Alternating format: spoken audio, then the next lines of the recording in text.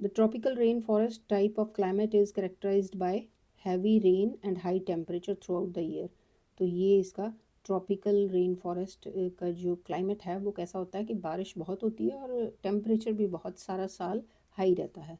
Factory farming is the characteristics of factory farming. ये मुझे बहुत बुरी लगती है. मेरा मतलब है कि ये होती क्या है फैक्ट्री फार्मिंग. पहले ये समझो, पहले ये क्वेश्चन देख लो. Factory farming is the characteristics of होती कहाँ पे? नॉर्थ वेस्टर्न यूरोप पे होती.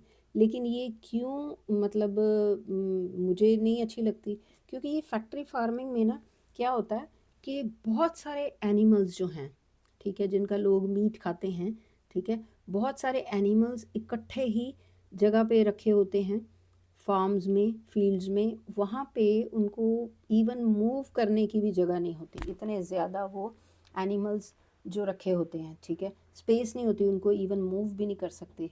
थाउजेंड्स टू लेके मिलियंस तक एनिमल्स जो हैं टाइट स्पेस में रखे जाते हैं. किसके लिए? ताकि उनका हाई वॉल्यूम और लो कॉस्ट मीट प्रोडक्शन के लिए, ठीक है, बहुत ज़्यादा मीट प्रोडक्शन के लिए. और उनकी कॉस्ट लो पड़ती है उनको, क्योंकि स्पेस उनको खुली नहीं देते, ठीक है. तो next is the zones of excessively dry climate with the very cold temperature throughout the year correspond to tundra. Tundra में क्या होता है कि सॉयल भी जो है वो फ्रोज़न होती है, ठीक है, और ट्री तो कोई होता ही नहीं वहाँ पे, ठीक है. In which type of rocks are coal and petroleum found. Coal और पेट्रोलियम कहाँ बनते हैं? सेडिमेंट्री रॉक्स में. और इसको मिलियन ईयर्स लग जाते हैं ये बनने में. इसीलिए कहते हैं ना कि इसकी जो कोल और पेट्रोलियम जो है आने वाले सालों में जो ख़त्म होने वाला है, ठीक है, क्योंकि ये बनते इतनी स्पीड में नहीं हैं. मिलियन ईयर्स लग जाते हैं और यूज़ बहुत ज़्यादा हो रहे हैं all over the world. Which metal is most abundant in the earth crust. ठीक है, अर्थ क्रस्ट में सबसे ज़्यादा मेटल कौन सा मिल रहा है? एल्युमिनियम. और इसी की मेहरबानी से हमारी अर्थ के बीच में से जो एल्युमिनियम निकल रहा है, प्योर फॉर्म में नहीं निकलता ये, जो है ओर्स में निकलता है, ठीक है, क्योंकि ये रिएक्टिव होता है. तो ये किसी न किसी के साथ रिएक्ट होके ओर्स बनी होती हैं, तो उसमें से फिर हमें एक्सट्रैक्ट करना पड़ता है. लेकिन मिलता हमें अर्थ से है बहुत ज़्यादा एल्युमिनियम. और इसी की मेहरबानी से हमारे पास जो है हमने ट्रेन्स बनाई हैं, एरोप्लेन्स बनाए हैं, ठीक है. तो ये सारी चीज़ें जो हैं किसकी बनी होती हैं? शिप्स, इवन शिप्स भी हैं.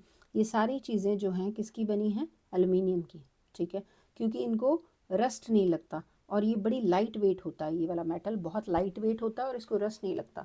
तो इसलिए ये बहुत यूज़फुल है और हमें अर्थ में से मिलता है ये, ठीक है. What is weathering? वेदरिंग किसे कहते हैं? Breaking up and disintegration of rocks. जो रॉक्स इतनी बड़ी बड़ी हमें दिखाई देती है, कभी हम एक्सकर्शन के लिए जाते हैं, ठीक है, तो वो रॉक्स जो हैं काफ़ी सालों बाद वहाँ पे प्लेन्स हो जाते हैं जहाँ पे रॉक्स होती हैं. क्यों? क्योंकि वो रॉक्स जो हैं ब्रेक हो जाती हैं, ठीक है. किसके साथ ब्रेक हो जाती है? वेदरिंग. वेदरिंग क्या होता है? एक्सट्रीम, कभी हॉट टेम्परेचर उनके ऊपर पड़ता है, कभी बारिश पड़ती है, तो इसलिए वो रॉक्स जो हैं वो सारी टूट जाती हैं, ठीक है, और मिट्टी में बदल जाती हैं. विच of the following is a chemical weathering process. तो ऑक्सीडेशन होती है. ऑक्सीडेशन में क्या होता है कि जो रॉक्स हैं, ठीक है, वेदरिंग प्रोसेस मैंने अभी आपको बताया कि क्या होता है रॉक्स का टूटना. और वो क्यों होता है? ऑक्सीडेशन से. ऑक्सीडेशन कैसे?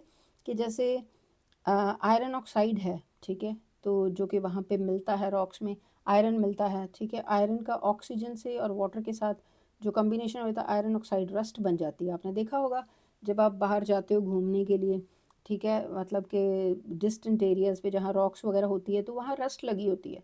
तो वो रस्ट एक्चुअली कैसे बनती है? ऑक्सीडेशन से. जो आयरन वहाँ पे मेटल पाया जाता है, ठीक है, जगह पे, तो वहाँ पे उसका रिएक्शन हो जाता है ऑक्सीजन के साथ, तो वो रस्ट बन जाती है. तो रस्ट उसको वेदरिंग का कारण है, ठीक है. तो रेडिश येलो कलर आप देखते हो रॉक्स में. Next is which of the following predominantly acts as the agent of chemical erosion of the soil. Chemical erosion of soil में किसकी कंट्रीब्यूशन है? अंडरग्राउंड वाटर की. यहाँ पे भी क्या होता है? कार्बन डाइऑक्साइड वाटर मिलके एसिड सा बन जाता है. आपको पता है ये दोनों मिलके कार्बोनिक एसिड बनाते हैं. तो लाइमस्टोन और चॉक और ये चीज़ें रॉक्स जो हैं वो सारी जो उनकी भी वेदरिंग हो जाती है, ठीक है. और इसके कारण क्या, कई बार सिंक होल हो जाते हैं. सिंक होल मतलब कि पूरी की पूरी जो ऊपर बिल्डिंग है वही पानी के अंदर चली जाती है, ठीक है. तो अंडरग्राउंड वाटर के साथ। Next is bowl shaped depression created as a result of glacier erosion high in the mountain side is called. देखो जैसे ये माउंटेन है, ठीक है, माउंटेन, यहाँ पे कोई ग्लेशियर है, ग्लेशियर जब मेल्ट होता है, ठीक है, तो इसमें जो ग्लेशियर मेल्ट होगा तो नीचे आएगा, तो यहाँ पे एक इस तरह से कुछ माउंटेन अंदर की तरफ चली जाती है और इसको कहते हैं हम, ठीक है। बाउल शेप, बाउल जैसी शेप बन जाती है माउंटेन में एक साइड पे। Bowl shape depression created as a result of glacier erosion, जब ग्लेशियर गिरता है तो माउंटेन पे साइड पे, तो उसको क्या कहते हैं, उसको हम कहते हैं, ठीक है। Next is decaying vegetation produces organic acid which causes break down of minerals. तो इसको क्या कहते हैं, इसमें से कोई भी ऑप्शन नहीं है, फिर कौन सी ऑप्शन होनी चाहिए, कहते क्या उसको, ठीक, कुछ ना कुछ तो कहते ही होंगे ना, इसमें ऑप्शन नहीं है तो वो हमें पता है, उसको कहते हैं बायोलॉजिकल या फिर ऑर्गेनिक वेदरिंग। किसको कहते हैं, बायोलॉजिकल या ऑर्गेनिक वेदरिंग, जब ऑर्गेनिक एसिड बनते हैं। डिकेइंग वेजिटेशन, वेजिटेशन मतलब जब गली सड़ी जो प्लांट्स होते हैं, ठीक है, टूट जाते हैं, बिखर जाते हैं, तो उसमें से ऑर्गेनिक एसिड निकलता है। तो वो जब ऑर्गेनिक एसिड जो है वो मिनरल्स को ब्रेक कर देता है, ठीक है, इसको क्या कहते हैं, कौन सी वेदरिंग, इसको कहते हैं बायोलॉजिकल या फिर organic weathering. Which one of the following plate movement is responsible for the formation of mid ocean ridge.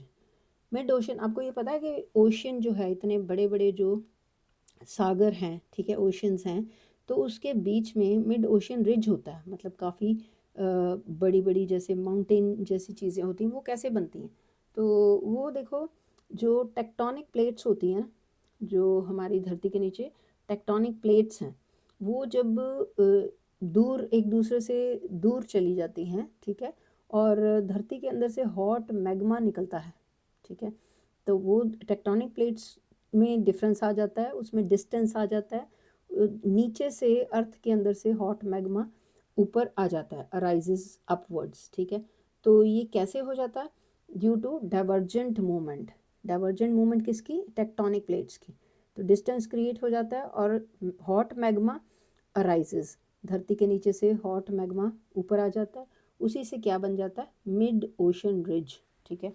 तो मतलब कि माउंटेन स्टाइल की चीज़ कोई, जैसे कि रॉक जैसी चीज़ बन जाती है, जब वो ठंडी होती है ऊपर आती है, तो वो, ये पहले हॉट मैग्मा होता है, तो फिर ऊपर आने से वो ठंडा हो जाता है, तो ये फिर रिज बन जाता है। Next is consider the following geological phenomena. तो इसमें ये बता रहे हैं कि अर्थक्वेक किसके कारण होता है, सेकंड और फोर्थ। तो सेकंड क्या है, मूवमेंट अलोंग ए फॉल्ट, फॉल्ट की जो मूवमेंट है, फॉल्ट के पास जो मूवमेंट्स हो रही हैं। और नेक्स्ट इज फोल्डिंग और रॉक्स, तो फोल्डिंग हो जाती है या फिर रॉक्स बन जाती हैं। A valley with steep parallel walls along the fault lines formed by the subsidence of the part of the earth crust। ये वही चीज़ आ गई कि कौन सी वैली बनती है ऐसे, रिफ्ट वैली बन जाती है। कैसे बनती है, जब टेक्टोनिक प्लेट्स जो अर्थ की जो पुल अपार्ट दूर दूर हो जाती है, उनके बीच में डिस्टेंस आ जाता है, क्रैक आ जाता है, तो उसमें एक डीप डिप्रेशन आ जाता है, मतलब कि बीच में एक स्टीप क्लिफ बन जाता है, उसमें पानी आ जाता है, उसको रिफ्ट वैली कहते हैं।